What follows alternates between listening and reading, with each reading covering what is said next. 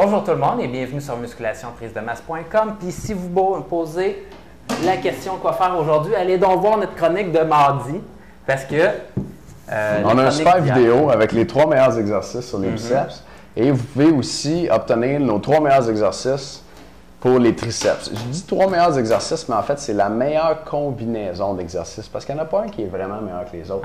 Mais il y a des combinaisons qui sont vraiment meilleures que les autres. Puis on a les 2 meilleures combinaisons mardi. Puis en plus, on vous donne un programme avec ça. Donc, allez voir ça. Vous allez capoter. Donc, aujourd'hui, on a une question de Frédéric. Frédéric de Montréal, 16 ans, et qui ne nous donne pas sa taille, son pourcentage de gras. Mais c'est pas grave, on va répondre à tes questions quand même, Frédéric. Et tu nous dis « Bonjour, j'aimerais savoir si je devrais m'entraîner en endurance, soit 20 répétitions et plus. Mon but est de devenir bodybuilder. En ce moment, je fais 6 ou 8 répétitions par série. Dans mon livre de Joe Weider, j'ai découvert qu'il y avait 2 types de cellules, soit fast twitch et slow twitch, et que si je voulais être plus musclé et atteindre mon maximum de masse, je devais développer les 2 types. Je suis votre site depuis quelques temps et je n'ai pas posé de questions à personne d'autre car je doutais de leur potentiel, mais vous semblez avoir beaucoup de connaissances, alors si vous pourriez me répondre, ça serait super gentil de votre part. Et puisque moi et Étienne, on est super gentils. On est tellement sweet. Donc, on va répondre à ta question, puis ça va me faire plaisir de débuter sur la réponse. Donc, tu es bien renseigné. Pour ceux qui ne le connaissent pas, Joe Weider, c'est le gars qui a parti un peu le culturiste en Amérique du Nord. Puis je pense que c'est un gars de Montréal. En plus, la famille Weider, ils ont une salle d'entraînement à Montréal aussi. Puis tout ça. Leur bureau chef est à Montréal aussi. Ouais, okay. C'est les gens derrière la Fédération internationale de culturisme, l'IFBB, ça appartient à Weider. C'est eux autres qui avaient été chercher Arnold en Europe aussi pour faire gagner Monsieur Univers aux États-Unis. Donc, le gars, il a écrit une couple de livres. Et tu es bien renseigné aussi sur le fast twitch, slow twitch. Donc, grosso modo, en termes plus français, physiologie, c'est plus type 1, type 2 au niveau de tes fibres musculaires. Et donc, les types 1 sont plus pour l'endurance et les fibres de type 2 sont plus pour la force et la puissance. Maintenant, est-ce qu'on doit entraîner les deux types de fibres pour avoir un développement complet pour prendre un maximum de prise de masse musculaire? La réponse, selon moi, c'est non.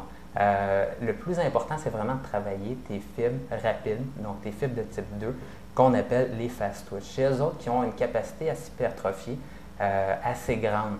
Et c'est vraiment eux autres qu'on veut cibler. Et ceux-là, on va aller les chercher par des exercices qui sont lourds et des exercices avec des faibles, dans le fond, avec des exercices là, probablement entre 6 et 12 répétitions.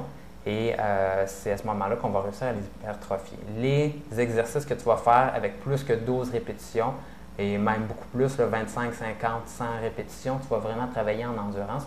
Et oui, tu vas réussir à hypertrophier tes fibres de type 1. Par contre, leur capacité à s'hypertrophier est toute petite.